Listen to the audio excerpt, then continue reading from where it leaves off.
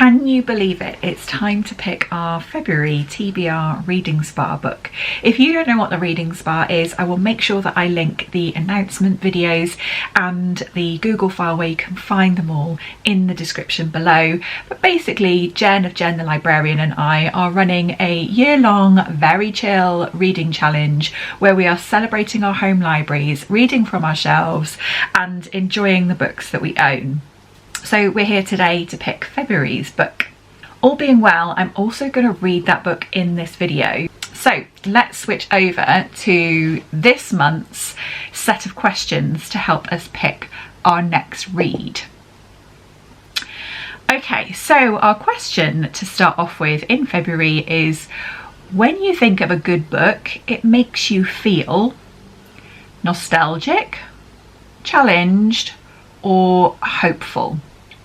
I think I'm gonna go for hopeful. The next question that leads us on to is, do you like to make plans and set goals? The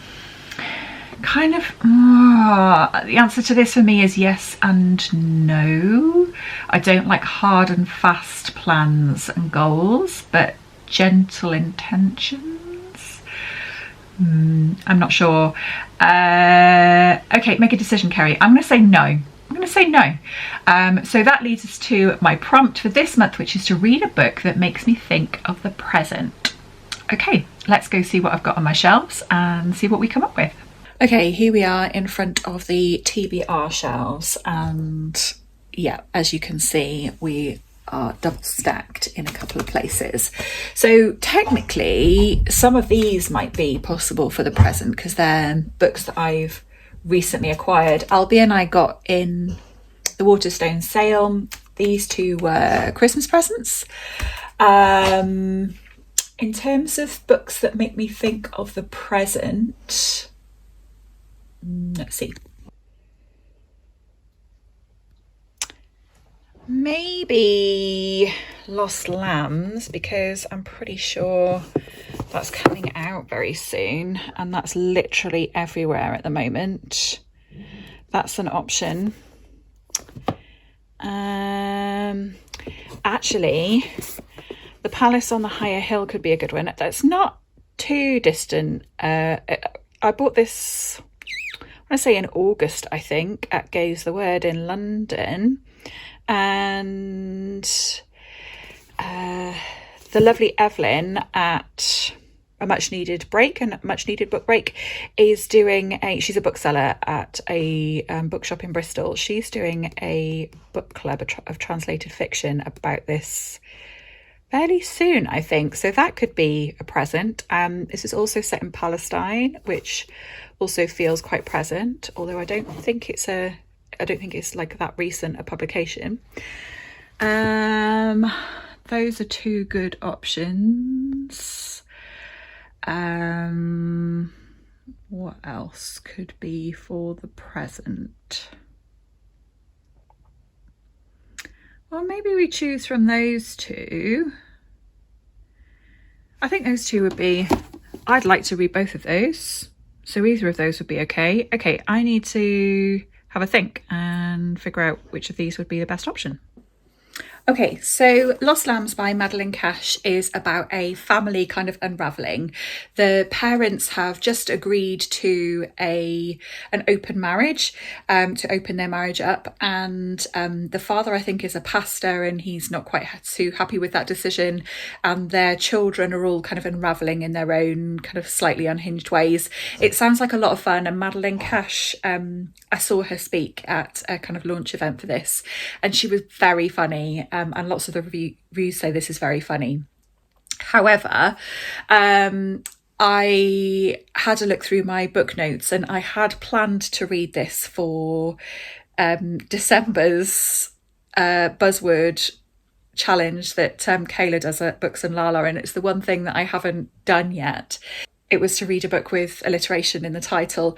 So I don't know, maybe that's making me think this is like for the past because it's to fulfill a past challenge and so doesn't quite fit the prompt for a book that makes you think of the present. So by the process of elimination, I have opted to read The Palace on a Higher Hill.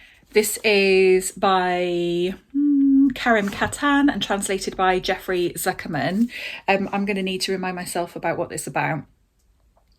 So we'll do that together. Faisal receives a mysterious letter about the death of an aunt he can't remember. Leaving his lover and his life in Europe behind, he returns to the village of his birth in Palestine and to his family's extraordinary deserted house, the Palace on the Higher Hill. With a backdrop of violence and the permanent threat from settlers, Faisal wanders the once lavish rooms, and characters from his past return to shed light on his family story and on the story of his people. In beautiful, angry prose, Karim Kattan introduces us to an intimate Palestine of the imagination where dreams and nightmares are in constant conflict. With hints of 100 Years of Solitude and Brideshead Revisited, he gives a nuanced, deeply moving vision of the tragedy of war and a picture of his homeland that feels entirely new to English-speaking readers. Okay, that sounds pretty intense. I think this is what we're going to go for. Okay. Is that a plan? Is that a plan? It's a plan.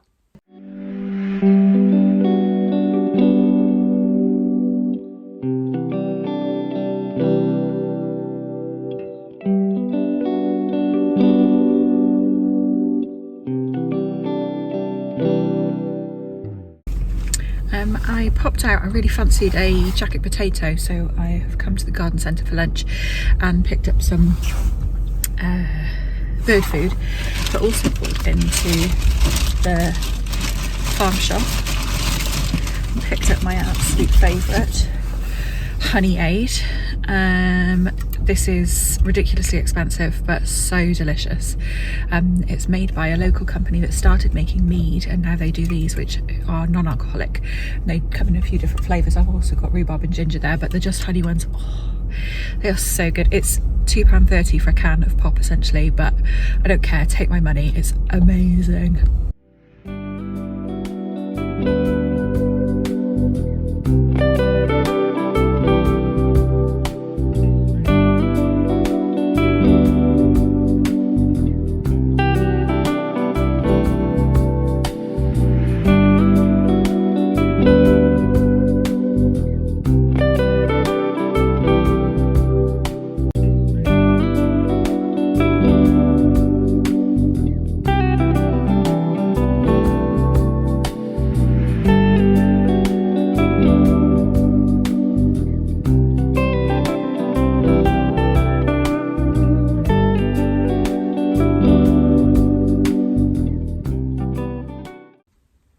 I am about halfway through The Palace on the Higher Hill by Karim Kattan.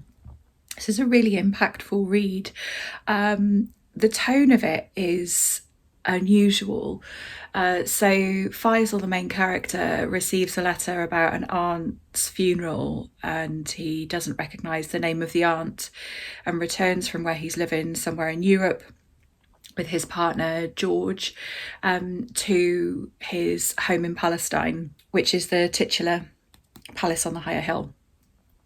It's written in such a way where it's almost dreamlike and almost whimsical in its tone. So it's unclear how reliable a narrator he is, because we are going back and forth between present day, which is him being back in the house, and he's talking to his partner George, who has come looking for him, and also kind of recounting his life story really, and his relationship with his family, his really eclectic family, and this home. And so we're flitting about quite a lot in quite short chapters and vignettes. And he at times doesn't remember who George is, kind of recognises that he's somebody significant, but all the while the narrative is kind of addressing George, telling him the story of his life prior to them having this life together in Europe. And so the way that he looks back on his childhood does have that kind of sense of whimsy and nostalgia. you kind of romanticize some of your childhood memories, don't you? And that's the case. And this element of him kind of not trusting his memory makes him a slightly unreliable narrator. And so you're just on like really unsteady footing all the time. Yeah. But that said, that style of narrative is kind of light, but then you are walloped with a reminder of the context in which this is set. And so he's been kind of called home basically by his grandmother to protect the house from settlers. And there's this constant threat of that looming in the background. And I've just read a chapter which was just extraordinary. I read it like 2 or 3 times, and it's his grandmother making a meal, and you get a sentence describing, in fact, why don't I just read some of it to you instead of me trying to do a hammy job of describing it. Where is it? Is it here? Okay, here goes. Noelle browns garlic and onion in the saucepan. She pours in some water.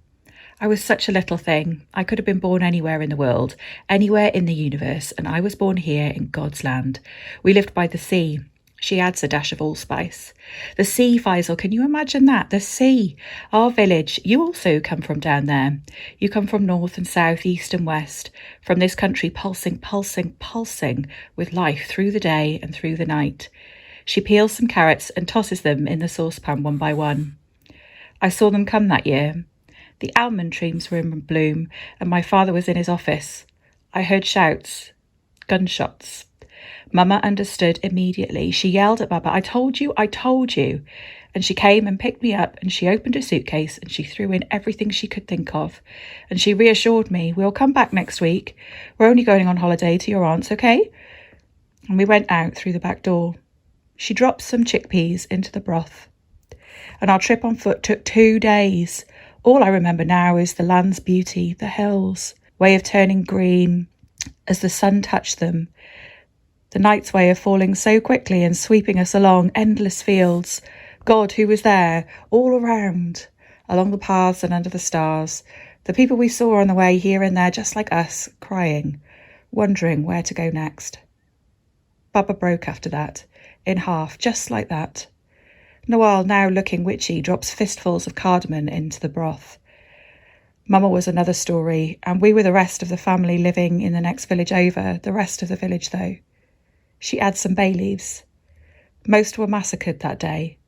Not a soul apart from me still remembers the name of my village. But God, Faisal, how can I explain that this was the first time that I ever saw my whole country, as far as the eye can see, my whole country shaking, dancing, being born. She looks at the broth. The first time I understood that I would do absolutely anything. She dips a spoon in the broth and brings it to my mouth. Tastes nice, doesn't it? And on it goes. Do you see what I mean? That kind of repetitious element of making the recipe and adding ingredients being so domestic and so familiar and so comforting, and then that being juxtaposed with what she's describing, kind of being displaced as a child. It's just extraordinary, really, really incredible piece of writing. So I will read on with The Palace on the Higher Hill. I'm still kind of recovering from a nasty virusy type thing. And so conserving energy is quite important. And so, yeah, so I'm not doing a lot other than reading today. But what is happening this weekend is in the UK, it's the RSPB's, Royal Society of Protection of Birds, annual, what do they call it? Like they ask people to look out in their gardens, choose 1 hour over this weekend and count how many different types of birds that they see and report back. So yeah, where I sit and read usually, I've got a patio door next to me and a window in front of me. And outside of the patio door is the bird table. And attached to the window in front of me is a bird feeder. And so yeah, basically I'm not going to pick an hour. I'm going to kind of like keep an eye throughout the weekend, and then whichever hour I've noticed the most, I will record that.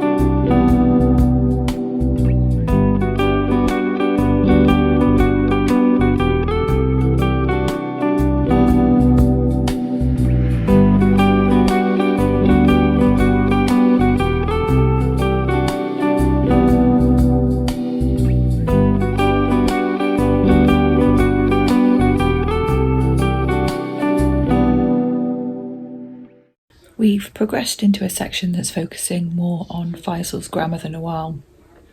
And the tone has definitely shifted. She is a force of nature of a character.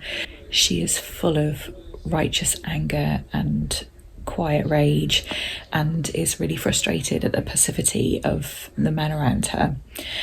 Yeah, she's a fantastic character.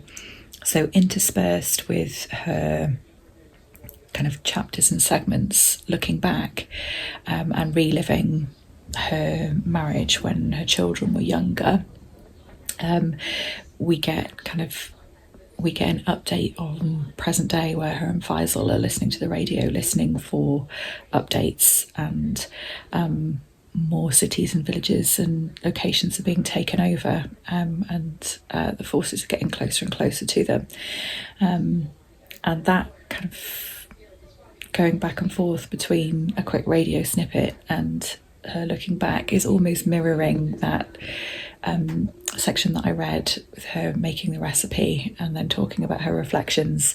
It's very clever. One of the themes that I'm picking up and enjoying particularly is the personification of place, whether it's the landscape that's being described or whether it's certain cities. They're quite often given like she, her, or he, him pronouns, and described in kind of the way that you would describe a person with personality traits, and it literally breathes life into places. It's very clever. So yeah, that's my update.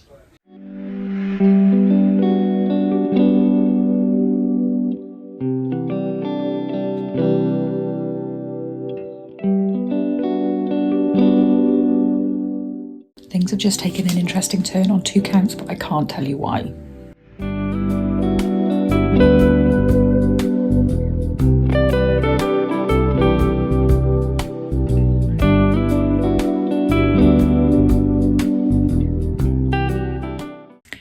So I have 50 pages left to go, and I think I'm going to leave it there for today and finish this tomorrow. I can't talk about the plot, I don't think, because I don't want to spoil anything, but a couple of other reflections. What I've noticed a pattern of is how the narrative kind of almost starts its focus on something adjacent to the actual subject. And so you get an anecdote or a description of a character, or an interaction recounted, and it's not the main thing, but the main thing is kind of in your peripheral vision, if you like, and you get a bit of that so that it's kind of forming this abstract picture, and then you'll get a chapter or a vignette of like a razor sharp zoomed in focus on the actual subject, and then you zoom out again and you kind of get that, you go back to that peripheral vision, which is really makes it a really compelling read, and very, I think that's what's adding to like the dreamlike quality of it. And the other thing that I've noticed is the author's doing something really interesting with gender norms, in the way that certain characters are described. So there's a pattern emerging of the male characters being compared to flowers. That's happened a few times. And I really like how he's depicting masculinity in these characters in different ways. And then on the flip side, there's a real sense of a homage to these really incredible, strong, fierce women from his family that's also coming across really strongly. So I really like the traits that he's chosen to magnify in these characters, which kind of subvert what you might assume for those genders. So, as you can tell, I'm having a really great time reading this. I'm getting an awful lot out of it. It's making me think a bit more deeply, and I'm finding it a really enriching reading experience. So that's it for today. That's Brennan next to me, snuggled up. I am going to cook dinner now, and we will watch a film later. And I will get back to reading tomorrow and hopefully finish this off and give you an update on my final thoughts.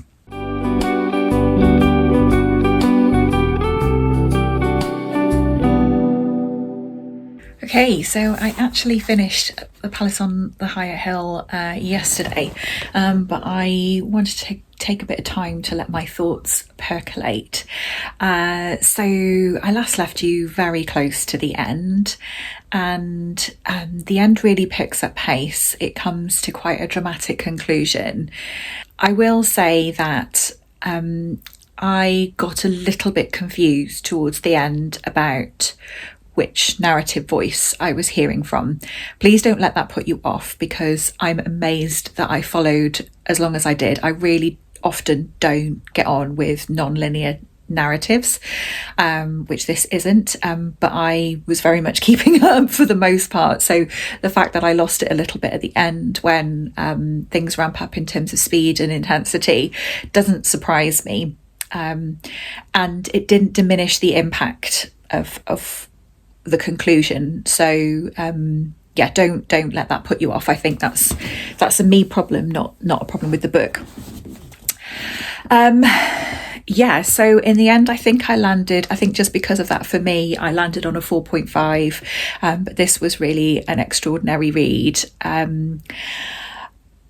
It certainly did what it set out to do in terms of making me see Palestine from a different point of view. What does it say?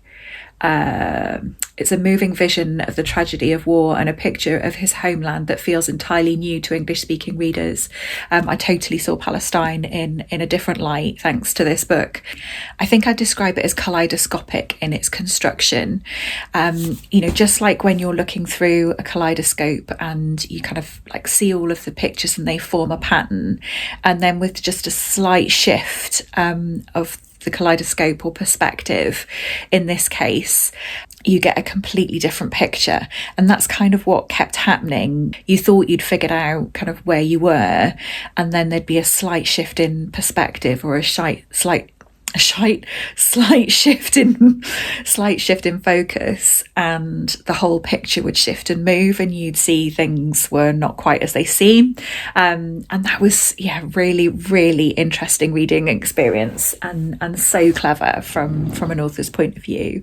The thing that's making me think and feel about it is that the character of the grandmother, Noel, says several times that she could have been born anywhere, and she feels very lucky and blessed to have been born in the place that she loves so much, the land that she loves so much. I feel like that kind of echoes so much a lot of what I see in social media in terms of that message that the only thing that separates us and Palestinians living in Gaza is geography. I feel like that's particularly poignant and true literally today, because this week people are being shot dead in the streets by authorities in America, and none of us should be resting on our laurels in terms of the freedoms that we have. None of us should be taking any of that for granted, because it is all so fragile, and we are all, not even geography protects us from our human rights being diminished and exploited, or, you know, in these cases removed altogether. So it was a very present, to go back to the prompt, it was a very present read, in a way that I couldn't have foreseen when I picked this book. But yes, so glad to have read this. So I think Evelyn's running it. I'm just making an assumption here. It's at Evelyn's bookshop. It's not Evelyn's bookshop, but in my mind it is. That book club is running later this week, so that's perfect timing. I'm not going to take you along to that because it's the first time I've been, and I will be nervous, and will want to just be present and discuss this incredible book. But I'm so confident that there will be some really great discussions. For me, it was that perfect amount. It encouraged the perfect amount of critical thinking, or required the perfect amount of critical thinking, like just enough for you to spot themes and patterns to feel clever as you're reading it, but not so much so that it kind of feels challenging or goes over your head. Yeah, really great book. Would highly recommend it. So that brings us to the end of the vlog. I would love to know, if you're joining in with the Reading Spa, what book are you going to pick? What prompt did you get? Or if you're not joining in with the Reading Spa, what prompt would you have preferred to get? Would you prefer to read a book that makes you think of the past, the present, or the future? What would you pick for any of those? I want to know it all. Let me know in the comments. So I hope that you are looking after yourself, and I'll see you again in the next video.